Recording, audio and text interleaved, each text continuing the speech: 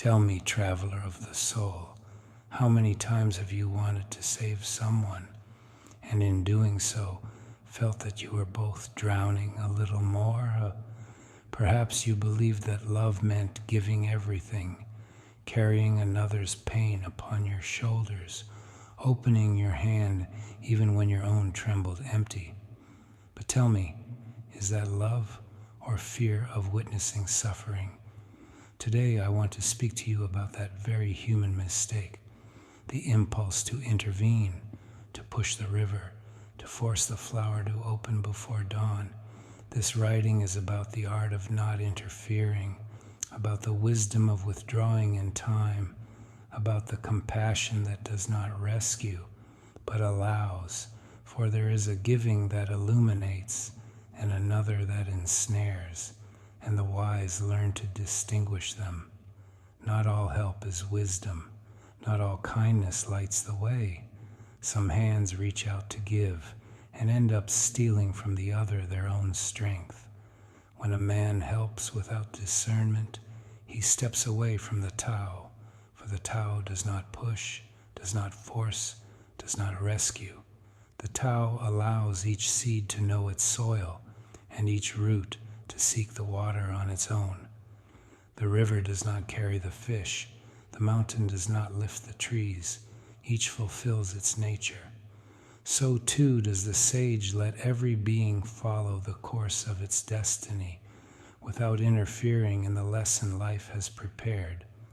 Since ancient times, men have confused compassion with fear, fear of seeing suffering, fear of hearing weeping, fear of not being good, and in that fear they have built a clumsy love, a love that smothers, a love that does not let one grow.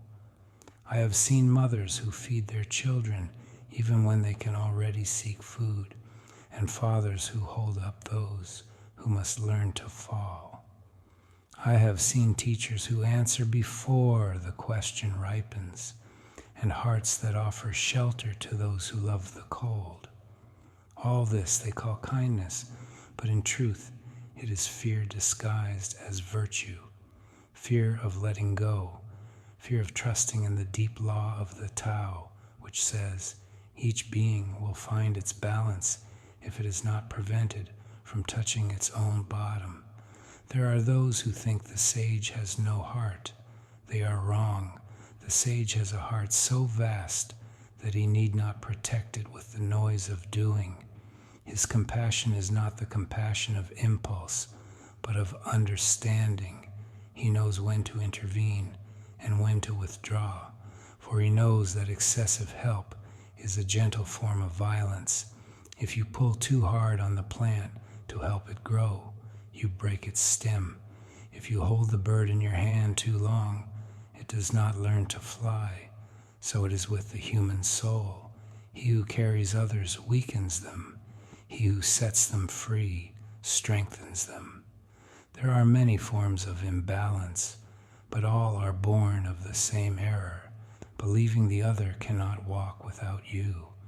There are beings who fall asleep upon the efforts of others. They feed on another's work and call their laziness fate. If you give them bread, they make the bread a bed. If you give them fire, they use it to sleep in the warmth of its shade. Do not rouse them with charity. Let them feel the hunger that moves the fish to swim, for only emptiness awakens the sleeper. Others walk through life with open hands, receiving everything and thanking nothing. Their hearts are bottomless wells. They take the water and say, "It was not enough." They look at the light and complain of the glare. They confuse gifts with rights and generosity with obligation. Do not rebuke these, but neither serve them twice. Gratitude is the echo of the awakened soul. Without it, every act of giving becomes a loss. There are also those who, upon hearing a teaching, seek only to confirm themselves. Their ear is not a channel, but a mirror. They invite you to speak so as not to hear you. Their pride is a wall raised by fear, fear of being wrong, fear of being seen. Let them argue with the wind. Time, not words, will soften their stone. And there are those who love harm, not because they ignore the good, but because they delight in its shadow. They do not seek counsel, but accomplices. You offer them help, and they turn it into a weapon. You give them understanding, and they use it to justify their poison. Do not fight them, step away. The Tao does not battle darkness. It simply lights a lamp. When the night disappears by itself, they too will dissolve. I have known men who repeat the same mistakes, like a river that refuses to change its course. Each time they stumble, they look to the ground for culprits, never to their own step. They return again and again to the same door, hoping one day it will open onto something different. Do not accompany them in their spiral. The pain they flee will be their final teacher. For only when the stone wounds enough does the foot learn to look. There are subtler ones who do not ask, but take. They do not demand, yet they make you offer. Their words are invisible threads, their gestures, traps woven of tenderness. They seem fragile, yet they rule the strong. The sage does not let himself be ensnared by flattery or guilt. He knows manipulation is the shadow of the desire to control, and he who seeks to control another has already lost mastery over himself. Finally, there are those who know, but choose not to act. They have seen the door, yet prefer the comfort of their cell. They say yes with their heads, but their feet walk in circles. Do not judge them. Their time has not yet come. The Tao does not force a flower to awaken. It waits for the sun to touch it. And so, the sage watches, patient, letting the seed of change germinate on its own. This is how the master recognizes the limit of his aid, not because love is lacking, but because understanding abounds. He knows that life teaches better than any word, and that pain, when allowed, becomes the doorway to awareness. I have seen men ruin their strength, trying to save those who resist being saved. Their hands end empty, their eyes tired, their soul confused. They say, I have given everything and nothing changes, and they do not understand that their giving was the obstacle, not the solution. The river does not shove the stones to teach them to move. The wind does not correct the cloud's direction. Everything follows its course. That is the oldest teaching. To help without regard for the other's time is like sowing in winter. Nothing sprouts, and you blame the seed. But it was not its moment. It was your impatience disguised as compassion. The sage does not step ahead of anyone's growth. He walks beside, observes, offers when asked, and is silent when silence is more useful than speech. For there are silences that teach more than 1,000 counsels, and there are presences that heal without touch. Do not confuse love with burden. Do not confuse kindness with sacrifice. True love does not invade. It accompanies. True giving seeks no recognition. It simply flows, like the river that does not ask whom it quenches. Look to nature and learn from her. The tree does not bear fruit all year. It rests, empties itself, lets its leaves fall. The sage does the same. He knows how to withdraw in order to renew, for even compassion needs repose. When your energy is spent, you no longer give. You drain yourself, and an empty heart cannot support anyone. That is why the Master does not give himself to all, only to those who show the seed of awakening. He recognizes in the light of the eyes who seeks to grow and who seeks refuge. And he gives in the right measure, like the sun that shines on everyone, but forces no one to open their eyes. I have seen sages weep in silence, not for the cruelty of the world, but for its stubbornness. And even so, they do not intervene. They know suffering is a language the soul must translate alone. They know the deepest compassion is not measured by what you do, but by what you allow to happen.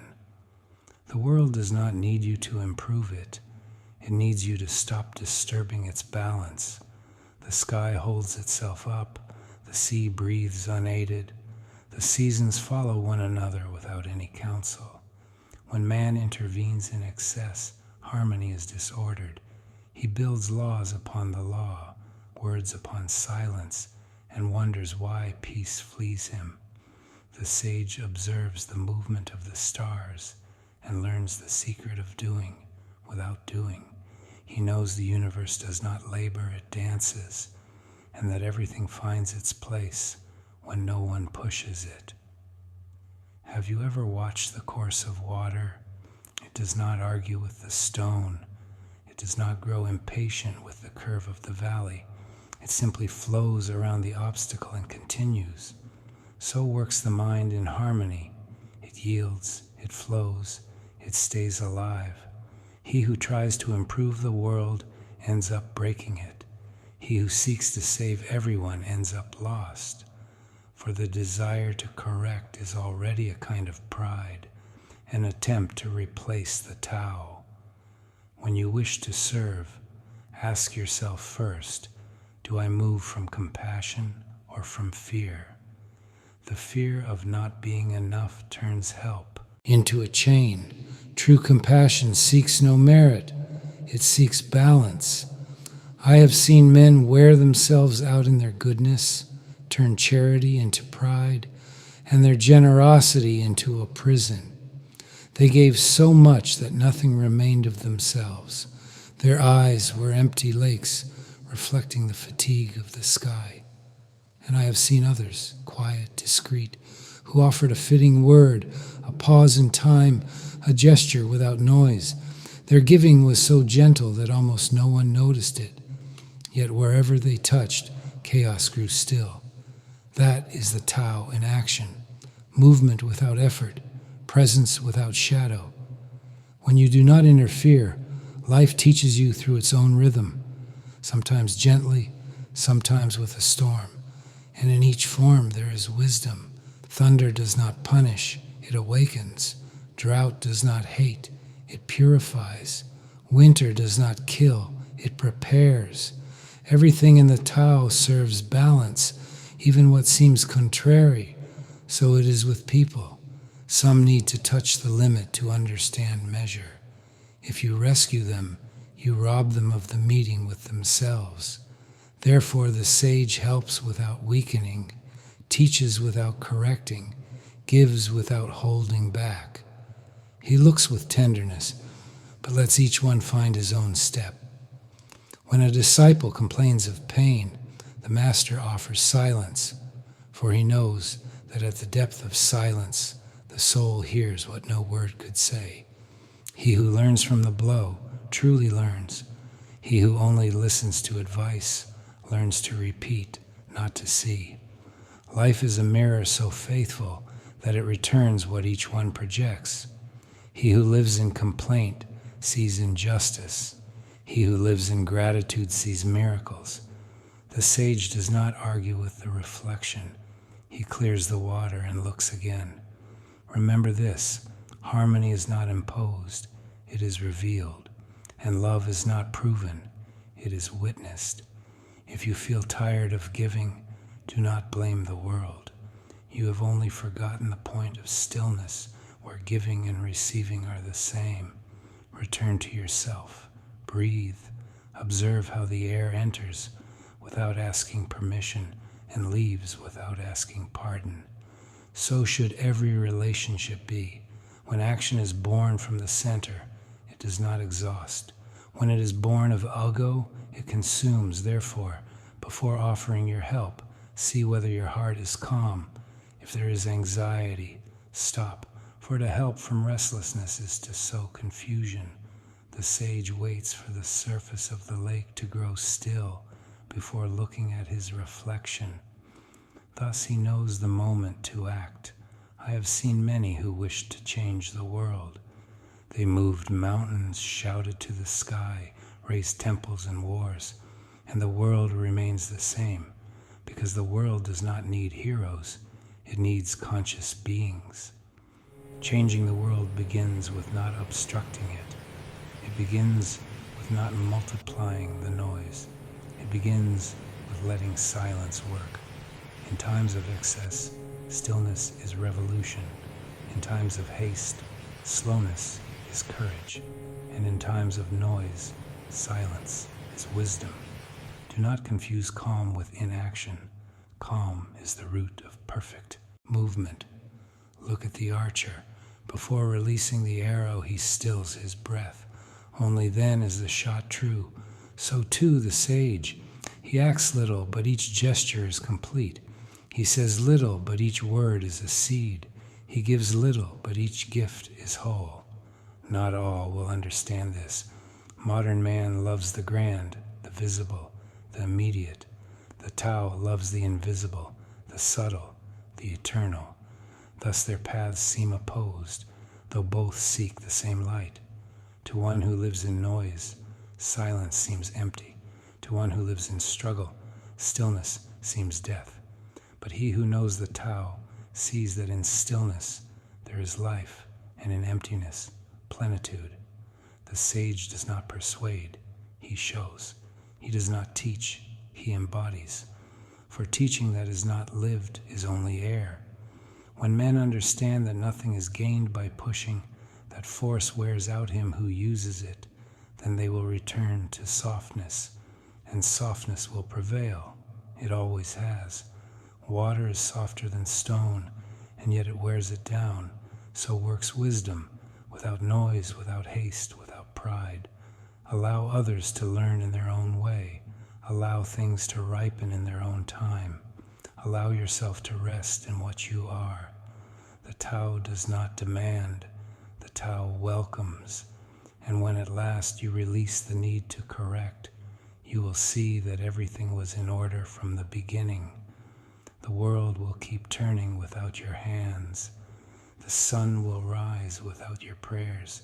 The flowers will open without your plans, and you at last will rest. Then you will understand that compassion does not consist in holding up, but in setting free. That love does not consist in saving, but in allowing, and that true help is that which leaves room for the other's awakening. If ever you doubt what to do, remember this: when the heart is still, the right action reveals itself. Do not seek to be good, be natural. Do not seek to be wise, be sincere. Do not seek to be necessary, be, for in being lies totality. And when one is complete in oneself, one's mere presence harmonizes the surroundings. Thus my teaching ends. Do not interfere with the course of the river. Do not try to hold up the sky with your hands. Do not hasten the dawn. Flow, observe, trust. What is destined to bloom will bloom. What needs to fall will fall. And you, in the midst of both, will be the space where everything finds its place. When you reach that point, there will be nothing left to do, only the flowing, only the Tao.